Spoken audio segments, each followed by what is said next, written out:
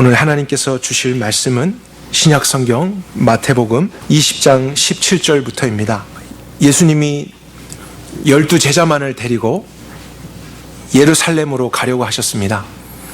이전에도 예루살렘을 몇 번 방문하신 적이 있었지만 이번에는 중요한 목적이 있었습니다.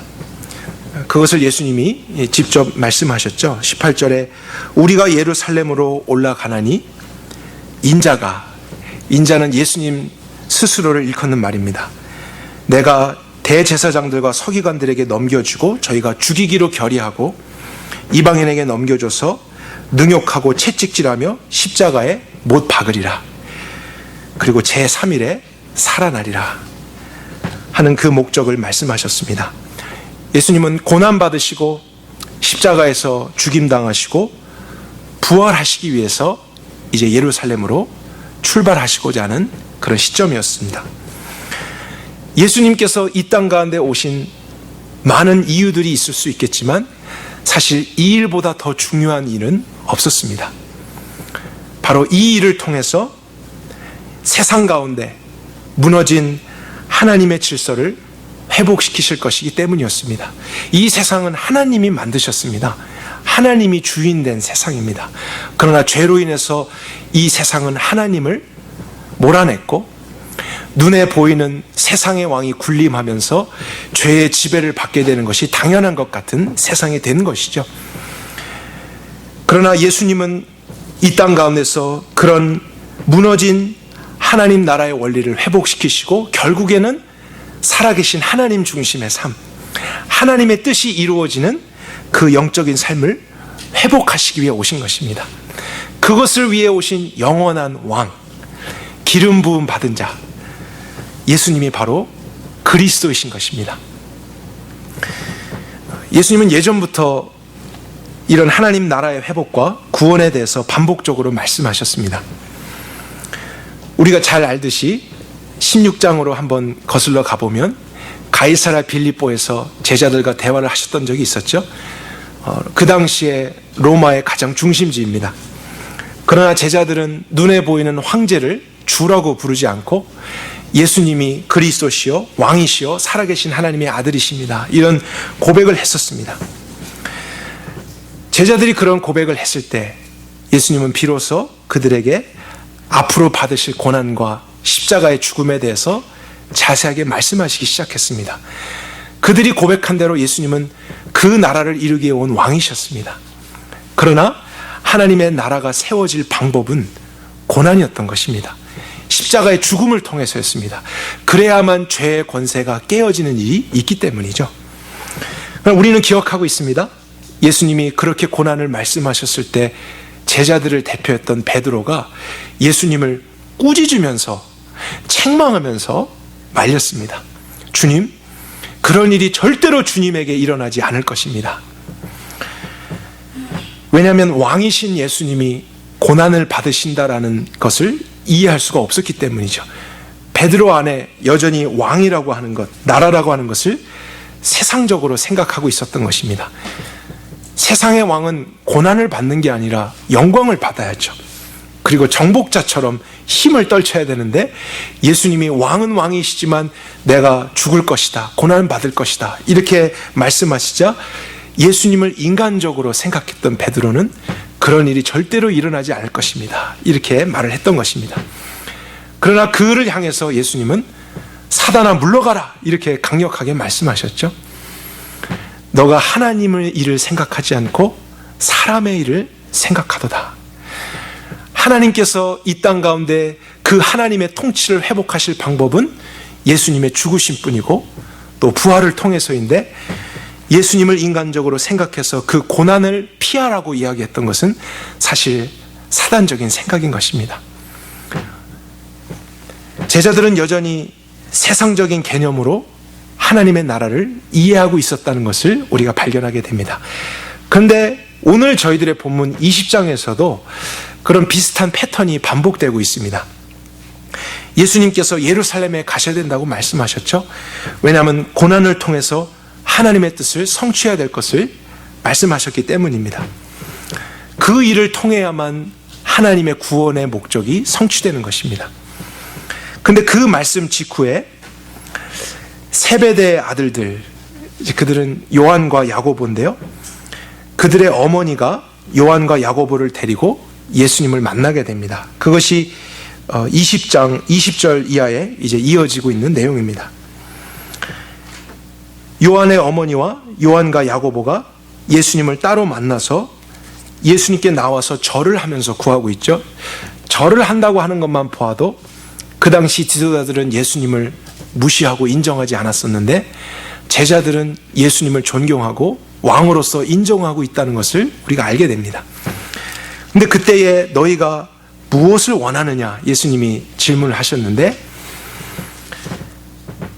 요한의 어머니가 나의 이 두 아들들을 주님의 나라에서 하나는 우편에 하나는 좌편에 앉게 해주십시오. 이런 요청을 했습니다. 여기서도 제일 중요한 단어가 무엇이냐면 주님의 나라, 이 단어죠.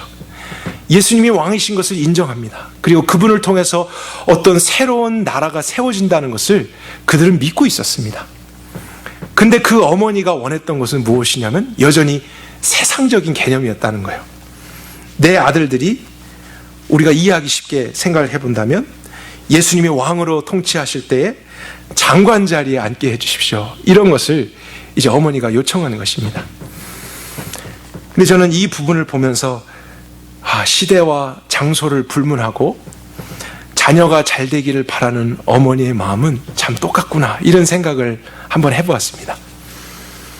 근데 문제는 요한의 어머니도 예수님이 세우실 하나님의 나라를 아직도 세상적인 개념과 시스템으로 이해하고 있었다는 것이죠. 그래서 하나님 나라에서도 남들보다 높은 자리에 앉는 것, 또 많은 것을 소유하는 것을 성공으로 생각하고 있었던 것입니다. 그러자 예수님이 22절 이하에 대답하십니다. 너희 구하는 것을 너희가 알지 못하는도다. 이 말은 그들이 여전히 하나님의 나라가 무엇인지를 이해하지 못하고 있다, 이런 말씀이죠. 너희가 나의 마시려는 잔을 마시고 나의 받는 침례를 받을 수 있겠느냐? 이런 질문을 하셨는데 여기서 잔과 침례라는 것은 예수님이 앞으로 받으실 고난과 십자가를 의미하는 것입니다. 영적인 의미를 이제 말씀하신 것인데 그것은 높아짐이 아니고 낮아짐을 의미하는 것이죠. 또 정복이 아니라 희생을 의미하는 것입니다. 그런데 요한과 야고보는 그 말씀을 듣고 우리가 할 수 있습니다, 이렇게 쉽게 대답을 했어요. 근데 앞으로 진행된 내용을 보아도 그들은 예수님이 의도하신 대로 지금 이해한 것이 아니라 잔과 침례를 그냥 문자적으로 일반적으로 생각해서 대답을 해버린 것입니다. 그러자 예수님이 너희가 내 잔을 마시며 나의 받는 침례를 받게 될 것이다, 또 이렇게 말씀을 하셨는데 그 의미는 앞으로 그들이 지금은 알지 못해도 예수님과 같은 고난을 받게 될 것을 암시하신 것입니다. 그래서 결국엔 너희들도 나와 같은 잔을 마시고 내가 받은 침례를 받게 될 것이다. 그러나 너희들이 원하는 높아짐과 성공이 있을지는 내가 장담할 수 없다, 이렇게 답변을 주신 것입니다. 왜냐하면 그것은 하나님께서 결정하실 일이기 때문이죠. 하나님의 나라가 세워질 때 거기에서도 가장 높은 자리에 앉고 가장 사람들이 주목할 만한 모습을 갖게 되고 큰 사람이 되려고 하고 많은 것을 소유하게 되는 것, 사실 이것은 하나님의 나라의 개념과 맞지 않은 생각입니다. 하나님 나라의 가치관과 다른 세상적인 가치관입니다. 그러나 제자들은 그런 말씀을 들었고 배워왔었지만 여전히 결정적인 순간에서 이러한 것을 생각하고 있었다는 것을 표현한 것입니다. 근데 나중에 요한과 야고보가 어머니와 함께 예수님을 찾아가서 이런 것을 요청했다는 것을 다른 10명의 제자들이 알게 됐습니다. 24절 볼까요? 나머지 제자들이 그것을 듣고 나자 어떻게 반응했습니까? 심히 화를 냈습니다. 왜 화를 냈겠는가 생각해보면 간단합니다. 나머지 10명의 제자들도 동일한 생각을 사실은 하고 있었기 때문입니다.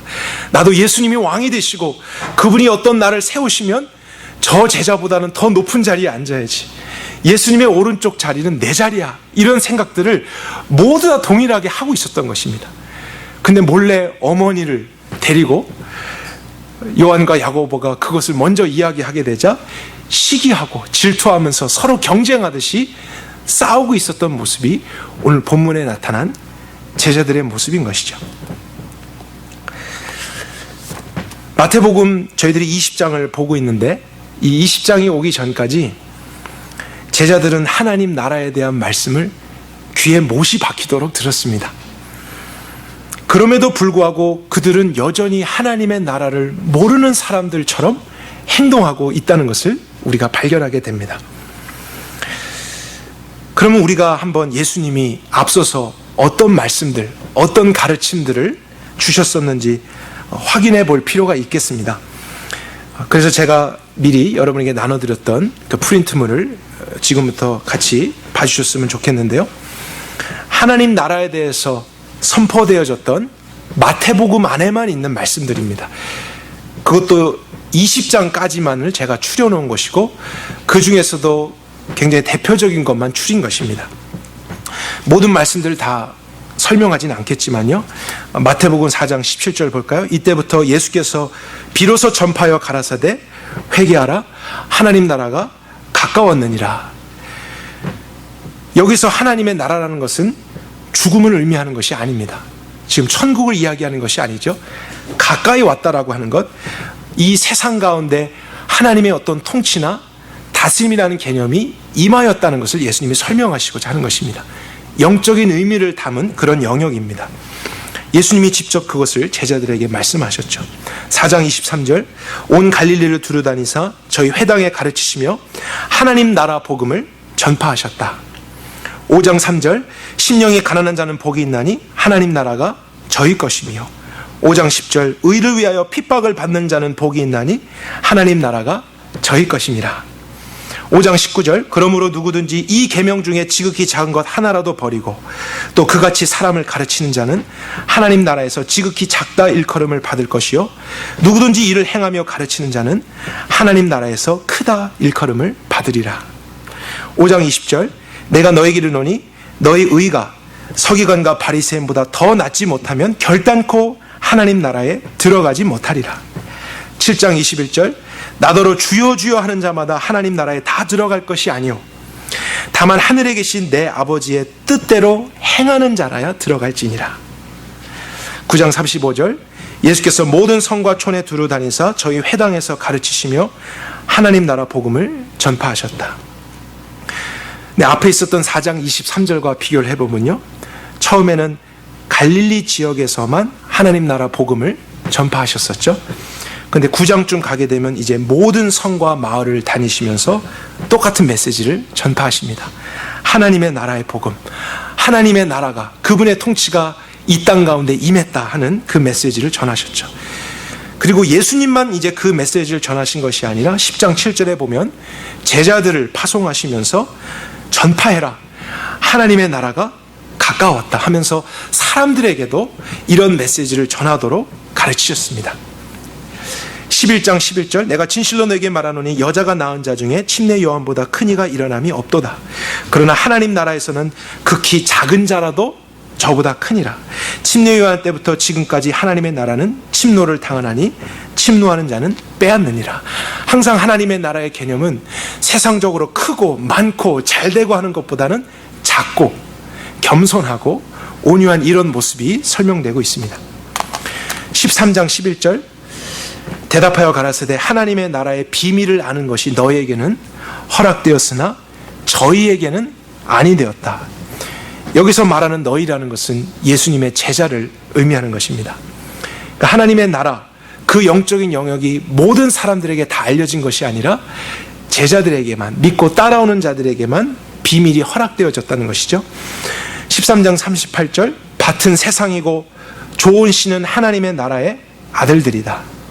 그리고 같은 장 13장 44절에는 하나님 나라는 마치 밭의 감추인 보화와 같다라고 하셨습니다. 같은 장 38절에서 밭이라고 하는 것을 세상에 비유했다면 44절에 볼 때 그 밭에 감추어진 보물을 하나님의 나라라고 비유하셨죠. 그러면 세상이 있는데 그 세상 안에 마치 감추어진 것처럼 숨겨진 그런 보물과도 같은 영역, 그것이 하나님의 나라라고 설명하신 것입니다. 그러니까 모든 사람들이 다 볼 수 있는 것은 아닙니다. 감추어져 있습니다. 비밀입니다. 그러나 선택을 받은 자, 예수님을 믿고 따라가는 자들만이 하나님이 다스리시는 그 나라가 보이기 시작합니다. 그분의 통치가 이 땅 가운데 있다는 것을 알게 됩니다. 16장 19절, 내가 하나님 나라 열쇠를 내게 주리니 내가 땅에서 무엇이든지 매면 하늘에서도 매일 것이요 땅에서 무엇이든지 풀면 하늘에서도 풀리리라. 하나님의 나라와 하늘, 천국이라는 것이 연결되었다는 것을 예수님이 설명해 주셨고요.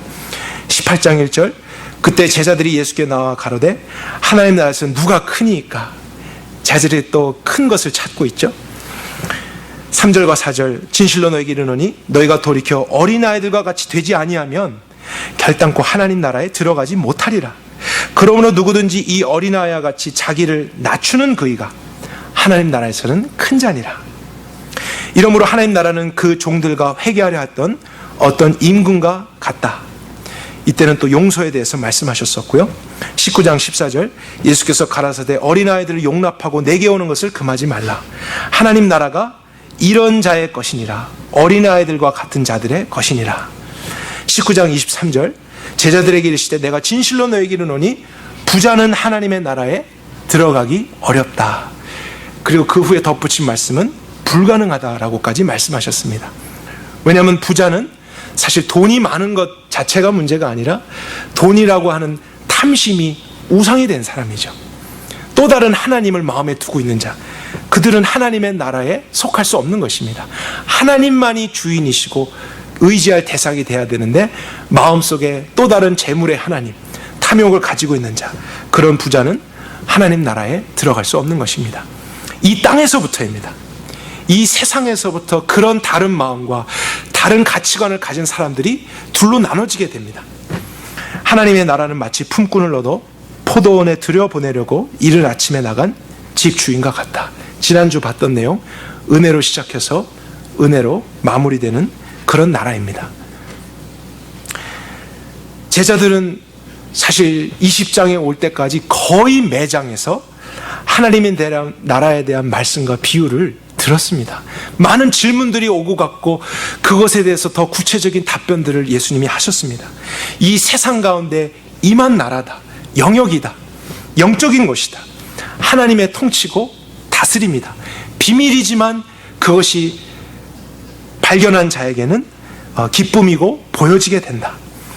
은혜와 겸손과 온유와 사랑과 희생의 원리로서 사라지는 것, 세상과 다른 가치관이 실현되는 것, 그것이 바로 이 세상 가운데 있는 하나님의 나라입니다.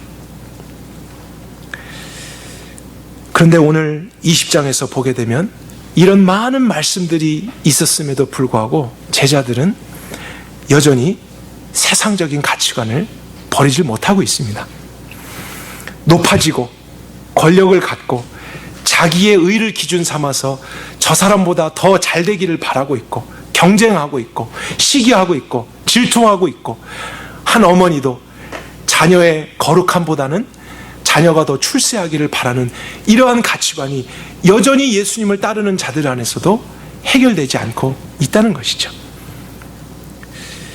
그들이 하나님의 나라를 전혀 모른다 이렇게 말할 수도 없는데요, 하나님의 나라를 정말로 안다고도 할 수 없는 그런 애매한 상태 가운데 제자들이 있는 것입니다. 20장 26절로 한번 가볼까요? 이제 그런 제자들을 향해서 예수님이 다시 말씀을 주십니다. 그들이 서로 누가 높은 자리, 큰 자리에 앉겠나 다투고 있을 때 너희 중에서는 그렇지 아니하다 이런 말씀을 하셨는데, 이것은 예수님의 한탄과도 같은 말씀입니다. 의미는 너희들은 다른 사람을 몰라도 너희들은 하나님의 통치를 받는 하나님의 나라고 그 나라를 아는 자들인데 그런 생각을 하면 안 된다. 너희들 중에는 그럴 수는 없는 것이다 이렇게 말씀하시는 것이죠. 누구든지 크고자 하거든 너희들은 오히려 섬기는 자가 돼야 된다. 누구든지 으뜸이 되고자 하는 자, 그들은 종이 되어야 된다. 인자가 온 것, 내가 온 것은 왕이지만 세상 왕처럼 섬김을 받고 높아지고 영광을 누리게 온 것이 아니라 오히려 나는 섬기러 왔다. 왜냐하면 하나님 나라의 왕이기 때문이죠. 다른 가치관입니다. 다른 질서입니다. 자기를 자랑하고 자기를 내세우는 것이 아니라, 욕망을 추구하는 것이 아니라 하나님의 뜻과 하나님의 은혜를 나타내는 것. 그래서 오히려 많은 사람을 위해 자신을 희생하고 내어지기 위해서 그 왕이 오신 것이죠. 그러면 그분을 왕으로 인정하고 따라가는 사람들도 그 원리를 따르는 것이 정상적인 것입니다. 그 나라의 삶을 함께 살아야 하는 것이죠. 마태복음 전반에 걸쳐서 제자들의 문제가 반복되고 있다는 것을 우리는 확인합니다. 하나님의 나라를 귀로는 들었지만 마음으로는 깨닫고 있지 못하다는 것입니다. 하나님에 대한 지식을 많이 소유하게 됐지만 그것이 삶으로 연결되고 있지 않습니다. 근데 제가 이 말씀을 묵상하다가 2000년 전 예수님의 제자들도 이런 상태였다면 오늘날 우리는 어떠할까, 그런 생각을 한번 해보았습니다. 예수님께 직접 수년 동안 하나님의 나라에 대해서 말씀도 듣고 가르침도 받고 보기도 했던 그런 제자들도 여전히 세상적인 가치관을 버리지 못하고 변화되지 못하고 예수님은 오른쪽을 계속 말씀하시는데 왼쪽만 보고 있는 이런 상태라면 오늘날 저희들은 예수님께 직접 배우지도 않았고 또 저희들 안에서 그냥 적혀진 글자의 성경을 가지고 말씀을 배워가고 있을 때 우리도 이것을 배우지만 결국에는 변하지 못하는 것인가, 그 가치관을 실현시키지 못하는 것인가 하는 그런 회의적인 질문을 하게 됐습니다. 교회도 다니고 하나님을 왕으로 믿는다고 하지만 결국엔 나도 내 삶의 현장에서는 높아지고 싶고 성공하고 싶고 자녀들의 거룩함보다는 출세에 더 많은 관심이 있고 그리고 자기중심적이고 이기적이고 서로 나의 행함을 은연중에 자랑하고 경쟁하고 교회 안에서도 서로 시기하고 질투할 수밖에 없는 것, 이 제자들의 실패는 곧 우리의 실패를 의미하는 것이 아닐까, 이런 질문을 하게 되었었습니다. 근데 이럴 때에 하나님께서 큰 은혜를 주셨는데요, 그것은 제가 여기서 말씀 묵상을 멈추지 않고 다음 절까지 읽었던 것입니다. 우연인 것 같지만 하나님께서 20장 마지막 본문 29절부터 시작되는 또 하나의 사건을 함께 연결지어서 보게 하셨습니다. 마지막 29절 이하의 사건은 두 소경이 예수님을 만났던 사건입니다. 한번 보도록 할까요? 그런 사건 후에 여리고 성을 떠나가면서 이제 예루살렘으로 입성하실 때죠. 여전히 제자들의 문제는 있었습니다. 근데 소경 두 사람이, 앞을 보지 못했던 두 사람이 예수님이 지나가신다는 소문을 들었어요. 그들은 앞이 보이지 않으니까 예수님이 어느 방향에서 오는지도 모릅니다. 그러나 그 예수님을 꼭 만나야겠다는 생각에 온 힘을 다해서 주여 다윗의 자손이여 우리를 불쌍히 여기소서, 이렇게 큰 소리로 외쳤습니다. 그러자 주변에 있는 사람들은 조용히 해라 이렇게 꾸짖었었죠. 그럼에도 불구하고 포기하지 않고 주님 다윗의 자손이여 우리를 불쌍히 여겨주십시오 이렇게 외쳤습니다. 그러자 예수님이 갑자기 가시던 길을 멈추고 서셨습니다. 그리고 저희를 부르시면서 32절에 너희에게 내가 무엇을 해주기를 원하느냐, 이런 질문을 하셨어요. 여러분, 이 말씀하고 우리 21절 앞에 있었던 사건의 내용을 한번 비교해 볼까요? 요한의 어머니와 요한과 야고보가 왔을 때 예수님이 똑같이 물으셨죠. 너희들은 내가 무엇을 해주기를 원하느냐. 근데 그 똑같은 질문 앞에 여전히 세상적인 가치관을 가지고 있었던 제자들은 보좌의 우편과 좌편에 앉기를 원합니다. 그렇게 대답을 했던 것입니다. 아직도 하나님의 나라가 무엇인지를 알지 못했기 때문에 잘못된 소원을 이야기한 것입니다. 근데 두 소경은 주님, 우리는 눈이 열려져서 보기를 원합니다. 이런 마음의 소원을 이야기했는데 저는 이것이 하나님의 계시라고 믿어요. 사실 요한과 야고보가 예수님께 요청했어야 되는 것이 바로 이것이었습니다. 저는 이 사건이 예루살렘으로 입성하기 이전에 제자들의 영적인 상태를 보여주는 것이라고 믿습니다. 이때까지 왔지만 하나님의 나라에 대한 말씀을 듣기는 했지만 여전히 실제가 되지 못한 상태입니다. 그래서 생각에만 있습니다. 앞이 보이지 않으니까 상상만 하는 것입니다. 하나님의 나라는 이런 것이다. 그러나 눈이 감겨져 있으니까 더듬을 수밖에 없죠.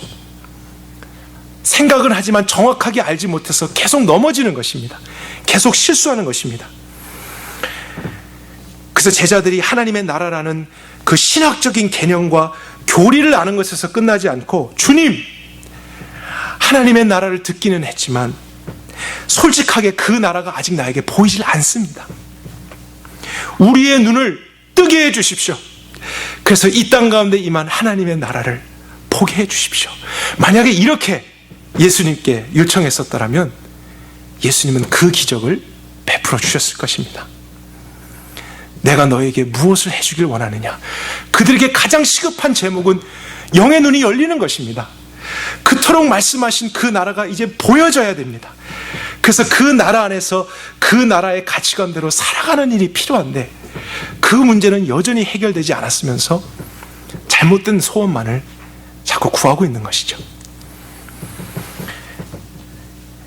소경들이 우리 눈을 뜨길 원합니다. 이렇게 이야기를 했을 때 예수님은 그들을 외면하지 않았습니다.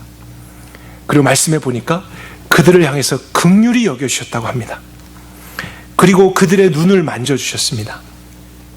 그러자 그들이 시력을 갖게 됐고 눈이 열려지면서 예수님을 보고 마지막 34절 볼까요? 중요한 개념은 그들이 눈이 열려져서 예수님을 보고 난 후에 어떻게 하게 됐습니까? 예수님을 쫓게 됐습니다. 예수님을 따르기 시작했다. 이것이 바로 제자가 되었다는 것입니다. 소경이 원하는 것은 당연히 눈을 다시 보게 되는 것이겠죠? 근데 예수님은 내가 너에게 무엇을 해주기를 원하느냐, 그들에게 정말 그것이 이루어지기를 원하는 간절함이 있는지를 테스트하기 위해서 무엇을 원하는지를 질문했습니다. 만약에 그들이 배가 너무 고파서 당장 먹을 것이 필요합니다 했다면 그냥 먹을 것만 받고 끝났을 것입니다. 그러나 배가 고파도 삶에 좀 문제가 있어도 지금 나에게 가장 필요한 것은 보는 것입니다. 보게 되면 살 것입니다. 다른 종류의 삶을 살아갈 수 있을 것입니다. 그래서 그 소원을 주님께 아뢰었을 때 예수님도 눈을 떠라 이렇게 말씀만 주실 수 있었잖아요. 그런데 직접 그들의 눈을 만져주셨습니다. 저는 이런 것에서도 영적인 의미가 있을 수 있다고 생각합니다. 말씀이 육체가 되어 오신 예수님이 직접 그들을 손으로 만져주십니다. 그러니까 그들은 이제 예수님의 말씀을 그냥 귀로만 듣는 수준이 아니라 그 말씀을 체험하는 수준이 되는 것입니다. 그러면서 영의 눈이 열리면서 이 땅의 왕으로 오신 그리스도를 보게 되자 자신들의 믿음으로 확신을 가지고 따르기 시작하는 것이죠. 그러나 지금 제자들은 영적으로 눈이 어두워서 그분을 듣긴 들었지만 생각을 하지만 여전히 불확실한 것입니다. 자기의 생각과 하나님의 가치관이 여전히 충돌되고 있습니다. 그러나 이것은 저와 여러분들에게도 마찬가지라는 생각을 해봅니다. 우리가 아무리 하나님의 통치, 하나님의 다스림, 하나님의 나라라는 그 개념을 신학적으로, 교리적으로 바르게 배웠을지라도요, 우리의 삶의 현장에서 오늘날 역사하시는 하나님의 손이 보이질 않고 여전히 세상의 가치관을 추구하면서 살아가고 있다면 우리도 영적인 소경이라는 것을 인정해야 합니다. 왜냐하면 그 나라는 정말로 임했는데 그 나라가 보이지 않기 때문입니다. 그러면 하나님이 거짓말하신 것이 아니라 우리에게 어떤 문제가 있다는 거예요. 오늘도 세상 안에서 하나님의 통치가 있고 하나님의 섭리가 있고 하나님의 다스림이 있습니다. 모든 그리스도는 사실은 그것을 볼 줄 알아야 됩니다. 세상의 정부가 법을 만들고 그 법에 따라서 경영하는 것이 실제로 보이는 것처럼 그리스도인이라면, 하나님을 왕으로 믿고 주님을 믿고 따라가는 백성이라면 그분의 다스림이 보여야 정상입니다. 그것이 보이지 않는 것이 비정상이라는 것이 인정돼서 우리의 마음속의 소원은, 주님, 내가 지금 이상합니다. 하나님의 섭리가 안 보입니다. 하나님의 주권이 안 보입니다. 내 눈을 뜨게 해주십시오. 보게 해주십시오. 그래서 정말 나의 믿음으로 이 길을 확실하게 걷게 해주십시오. 이런 요청이 우리 모두들에게 있어야 한다는 것입니다. 근데 오늘날 우리에게 변화가 없는 가장 큰 문제, 그 이유는 무엇이냐면요, 변화에 대한 갈망이 없는 거예요. 보이지가 않는데 보고 싶은 갈망이 없는 것입니다. 임했다고 했는데, 하나님이 통치하신다고 하신데, 그것을 보지 못해도, 알지 못해도 무덤덤하게 그냥 살아가면서 그러한 말씀과 지식을 아니까 괜찮은 것처럼 여전히 더듬으면서 예수님을 믿고 따라가는 것은 이런 것이야, 그냥 나름대로 살아가고 있는 우리의 신앙생활, 가장 큰 문제는 거기 있는 것입니다. 주님, 정말로 이 말씀들 풍성하게 나에게 알게 하셨고 듣게 하셨고 깨닫게 하셨는데 보이지 않습니다. 오늘 우리 가정 가운데 하나님의 통치가 보이질 않습니다. 그래서 나는 두려워하고 있습니다. 또다시 세상의 기준으로 염려하고 있습니다. 세상의 가치관이 내 삶의 중심에 오려고 합니다. 마음이 너무 부유해지려고 합니다. 내 영의 눈을 뜨게 해주십시오. 오늘 우리 모두의 소원이 이것이 되길 원합니다. 그럼 하나님은 우리 가운데 그것을 볼 수 있는 참 기적을 베풀어 주실 줄 믿습니다. 우리 사도행전 26장의 말씀을 한번 찾아보도록 할까요?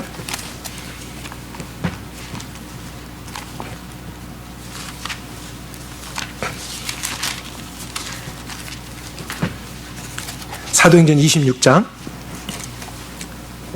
17절, 18절 보겠습니다. 우리 두 구절을 한 목소리로 같이 읽어보겠습니다. 너를 백성과 이방인에게서 건져내고 이제 너를 그들에게 보내어 그들의 눈을 뜨게 하고 또한 그들을 어둠에서 빛으로 사단의 권세에서 하나님께로 돌아오게 하고 죄 사함과 나를 믿어 거룩하게 된 무리 가운데서 기업을 얻게 하리라. 이 말씀은 이제 사도 바울을 통해서 하나님께서 주신 사명에 대한 내용입니다. 근데 여기서도 중요한 구절 우리 보이죠? 백성과 이방인에게 보내서 하나님이 하시고자 하는 일은 무엇입니까? 그들의 눈을 뜨게 하는 것. 이건 육적인 눈이 아니죠. 영적인 눈입니다. 그러니까 지식만이 아니라 영의 눈이 정말로 뜨여지게 되는 일이 있다는 것입니다. 근데 놀라운 사실은 마태복음 20장까지만 해도 예수님께 직접 말씀을 들었던 제자들도 여전히 보지 못하고 있었습니다.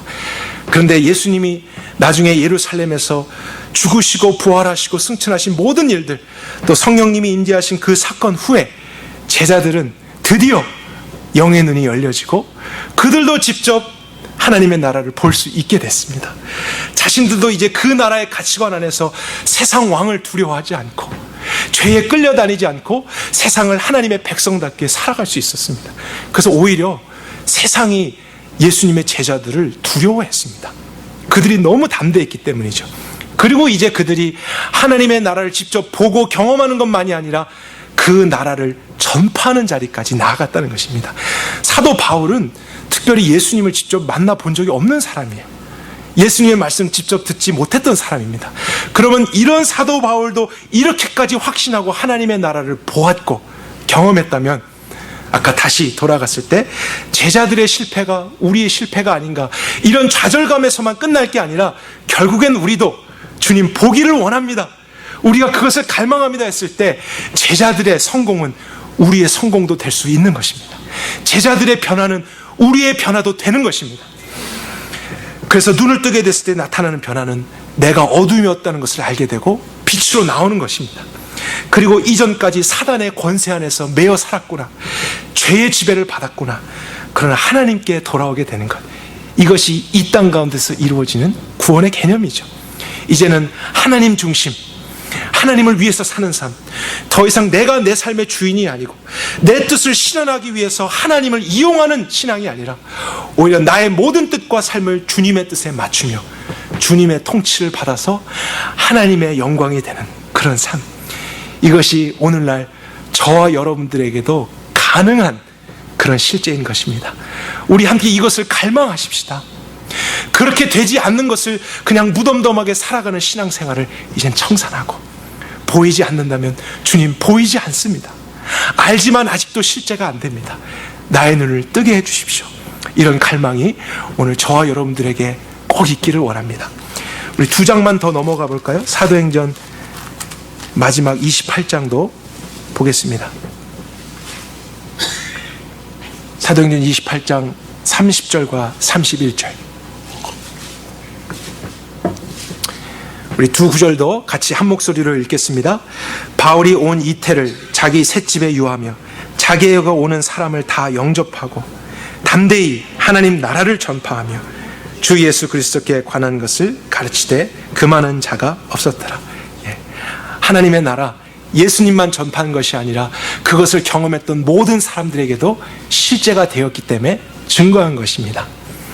복음을 전해야지 그렇게 가르침을 받아서 그런 게 아니라 그것을 경험하니까 전할 수밖에 없었던 것입니다. 그 나라가 정말로 있습니다. 그리고 그것을 위해 오게 계신 주 예수 그리스도, 그분에 관한 것을 설명하기 시작한 것. 내가 무엇을 해주길 원하느냐? 더 이상 우리가 무엇을 구해야 되는지조차 알지 못한 채 세상의 것 구하지 말고 오늘 실제가 되지 않는 이러한 부분을 주님 앞에 정직하게 고백할 수 있는 저와 여러분이 될 수 있기를 원합니다. 우리의 신앙생활이 얼마나 되었든지 그런 영적인 자존심을 내려놓고 주님 정말 그 나라, 그 통치를 보기 원합니다 했을 때 주님은 우리를 꾸짖는 것이 아니라 긍휼히 여겨주실 것입니다.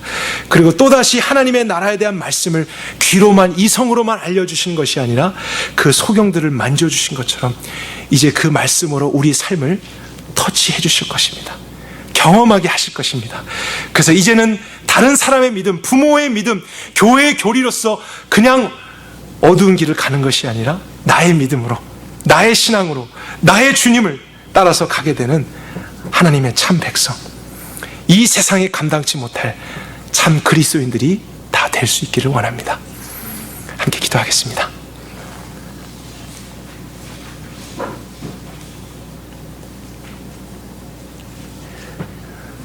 살아계시며 신실하신 하나님,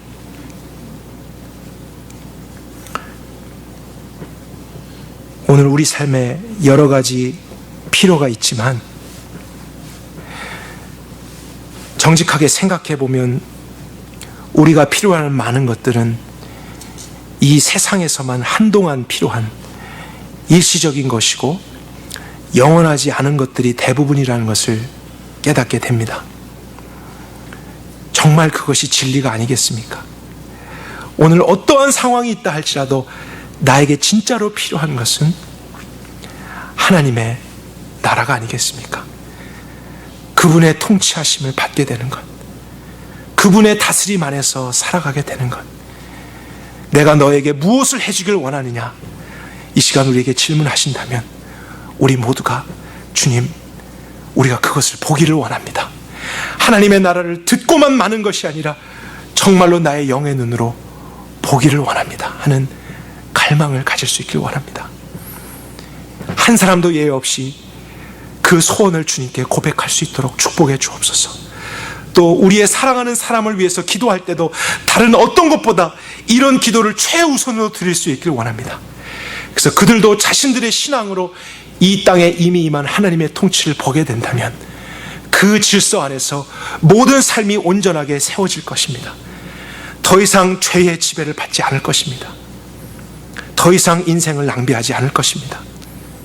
한 번뿐인 인생을 거룩하고 영광스러운 영원한 삶으로 살아갈 것입니다. 우리 자신과 우리의 가정과 이 공동체 안에 하나님께서 그것을 실제로 경험할 수 있는 축복을 주시옵소서. 말씀 대신 예수님이 직접 우리를 만져주시고 치료해 주시고 깨닫게 하여 주옵소서. 이 시간 그렇게 하실 왕이 되신 예수 그리스도만을 우리가 간절히 신뢰하며 예수님의 이름으로 기도했습니다. 아멘.